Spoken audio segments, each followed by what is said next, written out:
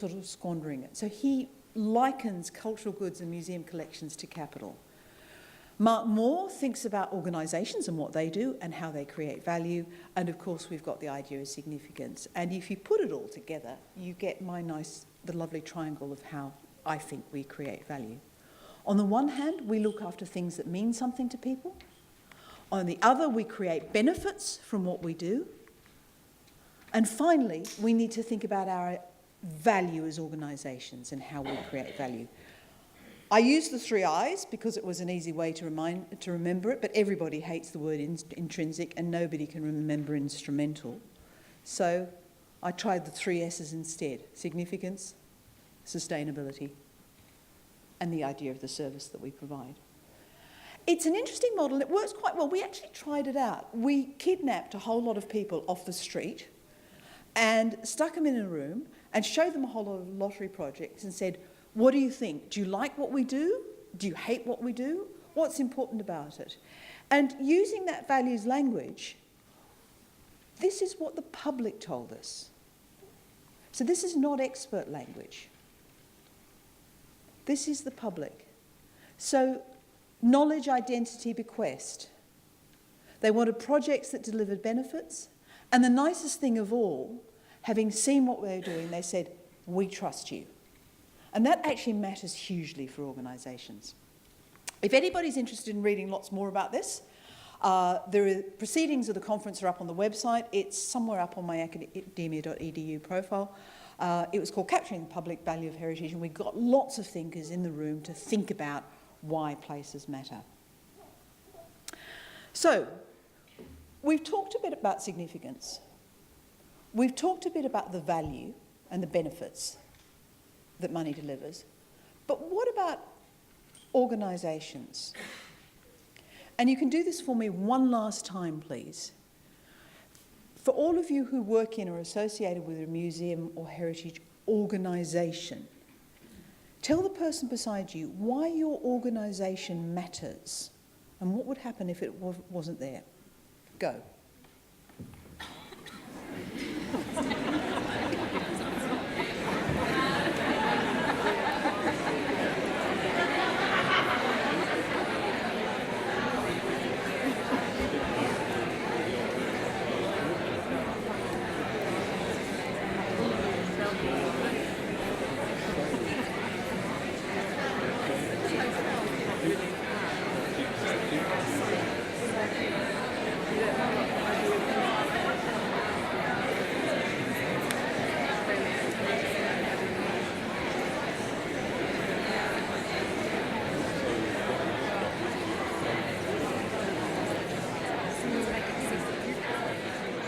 So what have you come up with? Ideas from the floor? Does your organisation matter? Why? It's started a war. Okay, that's a fair point. What other reasons do your organisations matter? Challenging the way people think. Okay, so challenging the way people think. Why else do your organisations matter? Supports a community. Okay, so supporting a local community. We're coming back to identity again, aren't we? It's a really powerful idea. Continuity. Sense of continuity.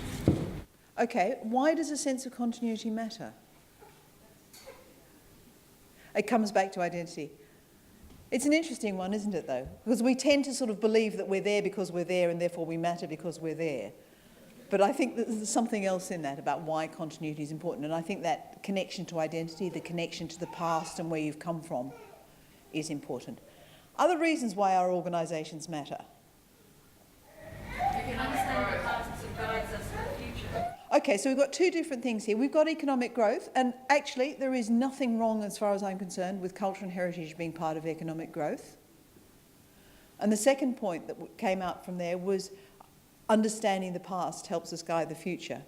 It's a lovely sentiment. It really happens.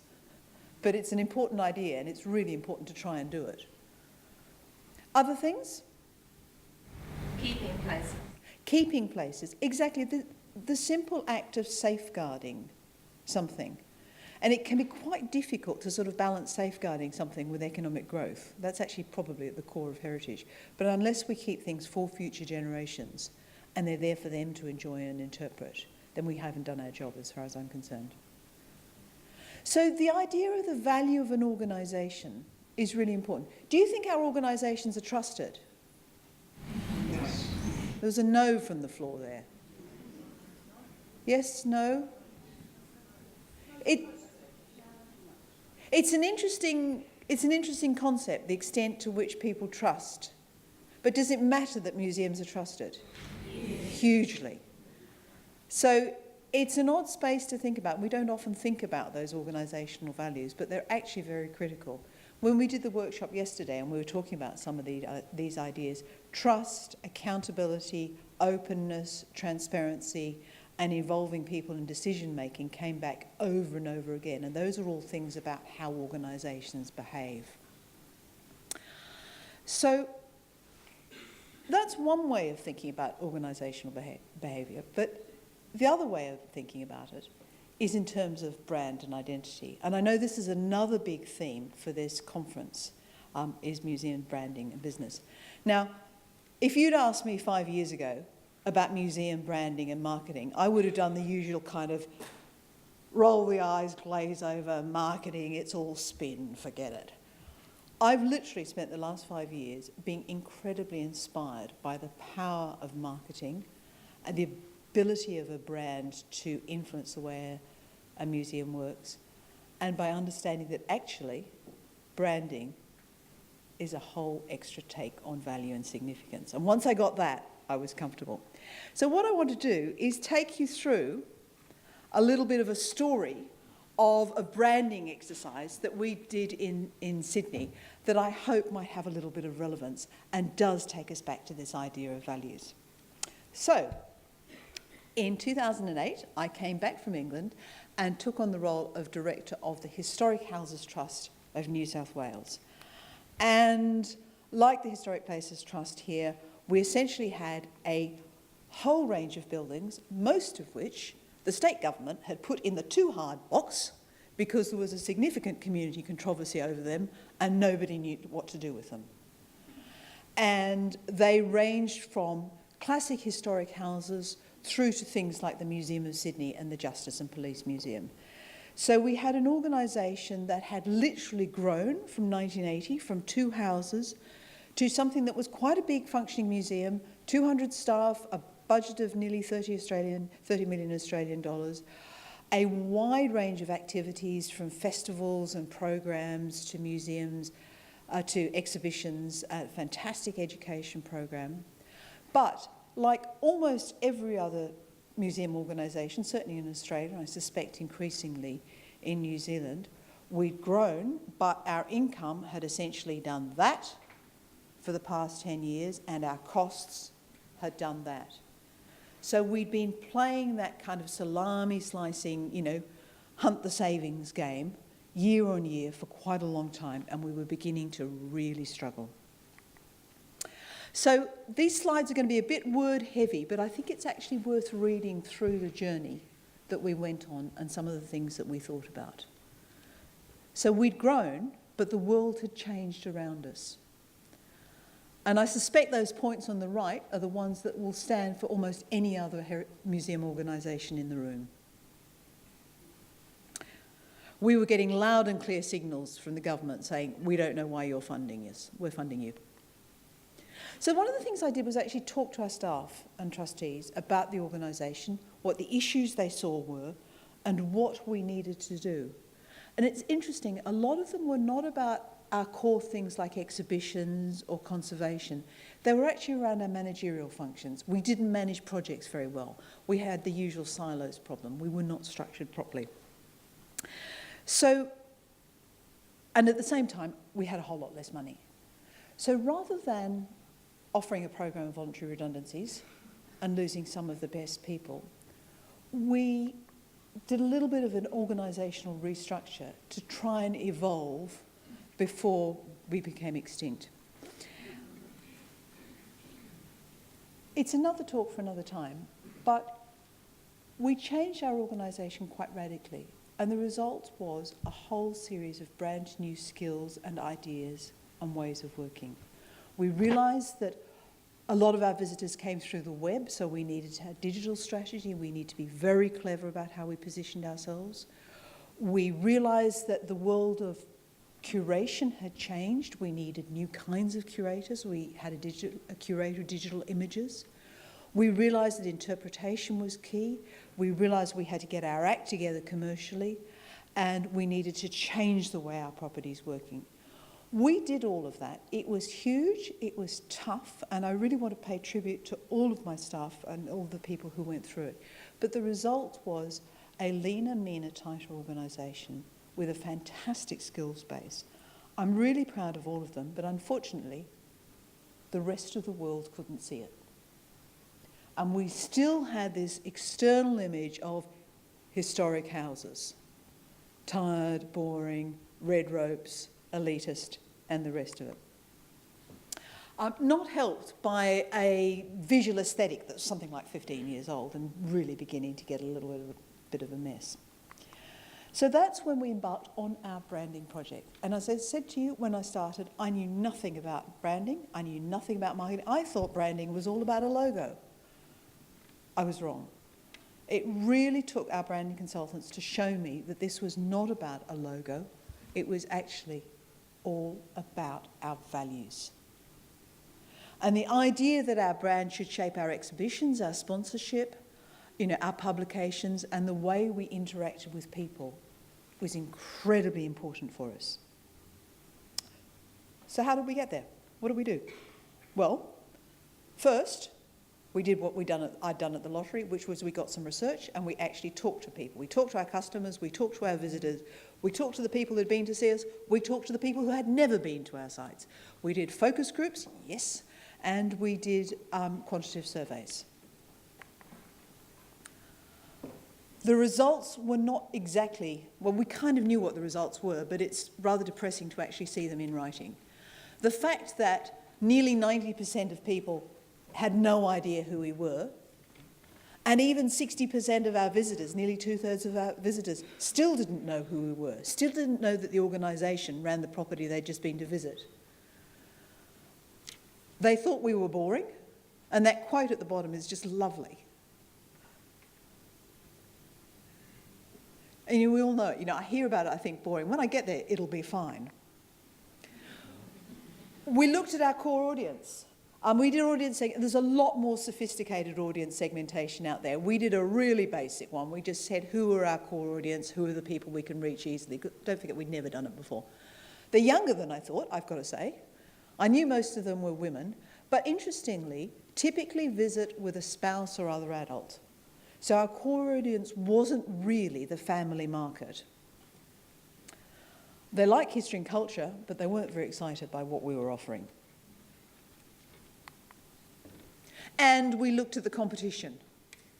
And this is how we were positioned when we talked to people in comparison to the National Trust, the Australian Museum, the Art Gallery of New South Wales, and the Powerhouse Museum. I don't see the word fun under Historic Houses Trust.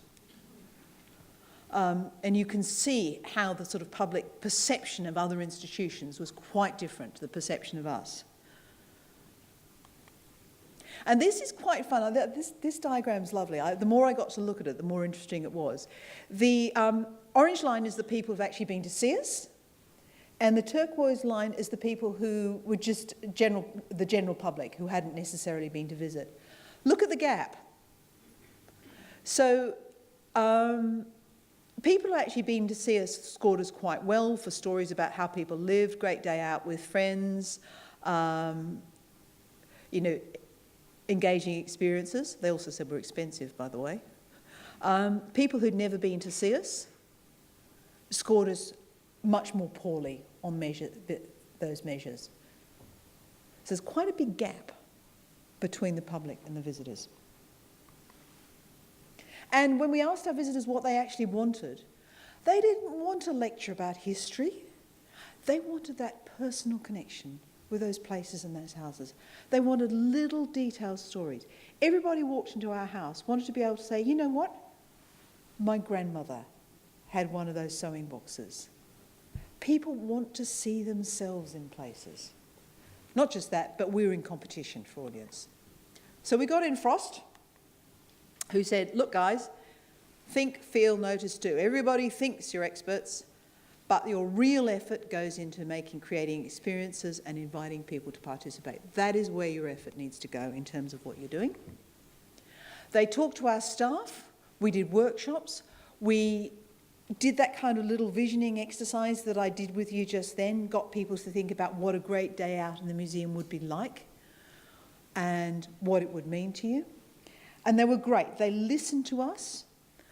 We also did the classic branding marketing exercise about thinking of what the other brands that are like us. You know the old game, if this museum was a car, what kind of car would it be? This is a somewhat more sophisticated version of that one. And, they said to us, look, there's this whole trend out there for vintage. Crafts, making, cooking, food, connecting. There's a whole world out there and you can connect to it. They said you've got to change your headspace from this idea of preserving houses to thinking much more about people's lives. And look at some of the language there, moving from reading to doing. A single culture to the wider diversity of cultures that there are in Sydney. This idea of stories and experiences. And my favourite line, this idea that we're not protectors, we're facilitators. So this is what they came up with. A core brand idea. Experience a whole other life. Small number of words, but really powerful. It's not come to our museum and see a display. It's experience. It's feel, touch, sense, do. And the sense of understanding other people's identities and other people's lives. They gave us brand values. Just take a second to read these.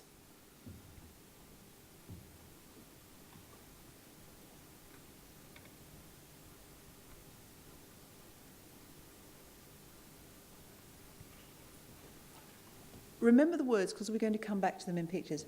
I think these are really powerful. These are actually marketing speak for things that actually as a heritage person I hold dear. So authentically resourceful is conservation in my language.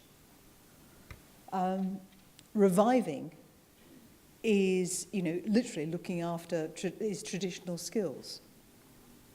So they gave us a set of values. Let's look at how those values play out in terms of the look and feel. This is the new name they gave us. This was the logo that they gave us. That's the strapline that they gave us. This is our offer. This was effectively our mission statement. It's very different language to the kind of usual mission statement language that you would normally use. It talks about we, it talks about you, it talks about a journey. It talks about your life and not us. And finally, for those of you who are hardcore traditionalists, there is conservation and a direct quote from William Morris at the end. And this is what it looked like. This is those values, those words in pictures.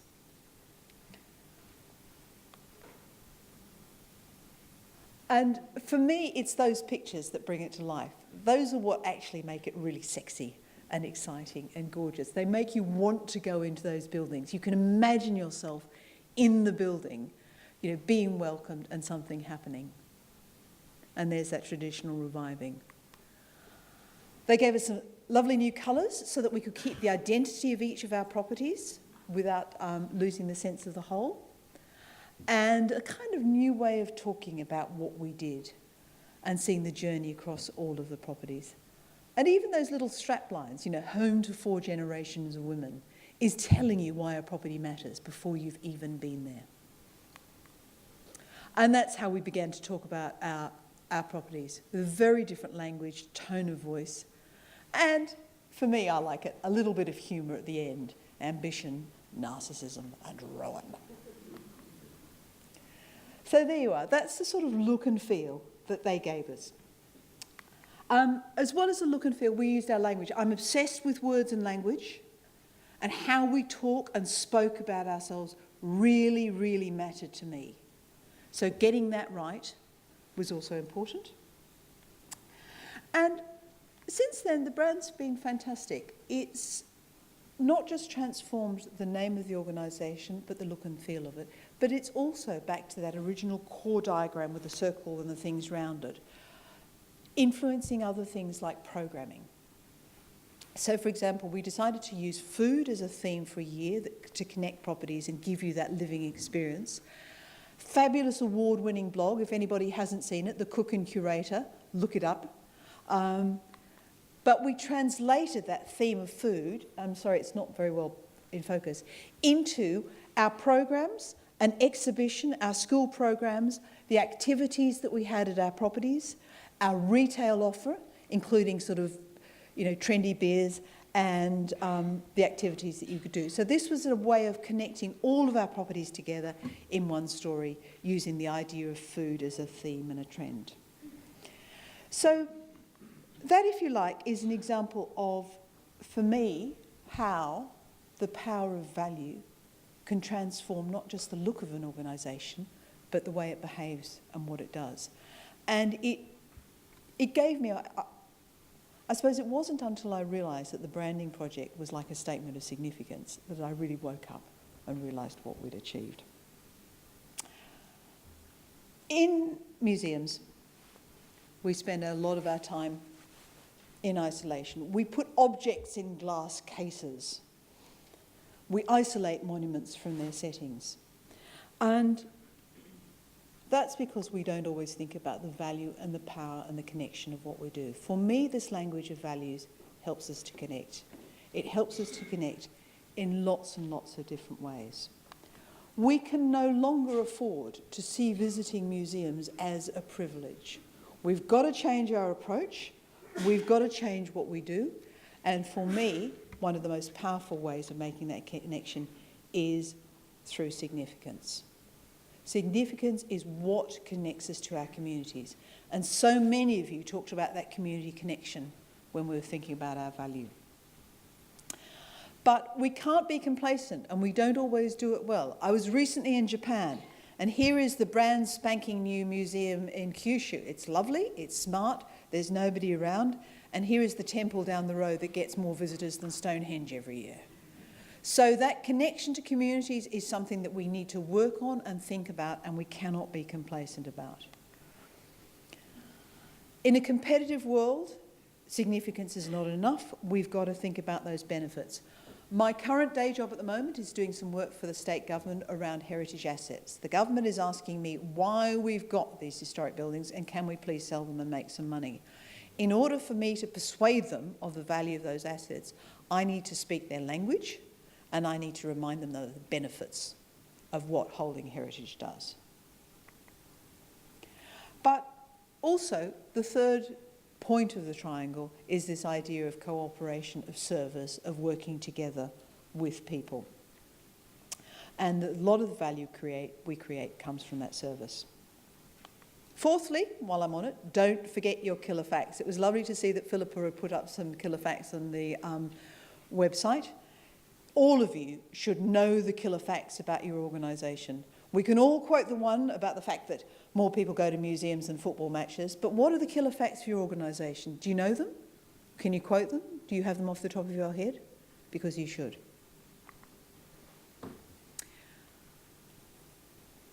There's a cold wind blowing. It's certainly blown through museums and institutions in the UK. It's blowing very, very hard through museums and institutions in Australia at the moment. I don't quite get the sense that it's landed here, but it may well be coming. We can't take what we do for granted. We can't assume that people will value us. We cannot assume that we will be funded. The days in which we created sort of national museums to put ourselves on the map have gone. So we've got to constantly think about this value. And quite frankly, if people don't get the value of what we do, whose fault is that? For me, it all comes back to the museum adage of telling stories. We're all here to tell stories. We often think of those stories in terms of our public. But I think we've also got to tell those stories to our peers, to our partners, and to politicians. And that's where the story of values comes in, because values are what connects us to our peers, they connect us to our partners, they connect us to politicians. At the end of the day, we're here to hand things on to future generations. It's lovely having a baby in the room. That's who matters. That's who matters to all of us. For me, value and significance is a way of ensuring that ultimately what we can do is connect to the present in order to hand things on to future generations. Thank you very much indeed.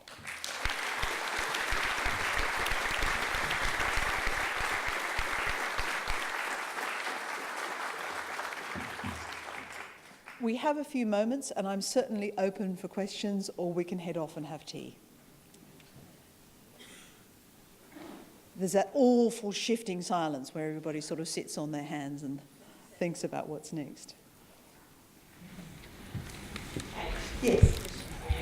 I'm really interested in the brand values of City Living Museums, right? Really understand it.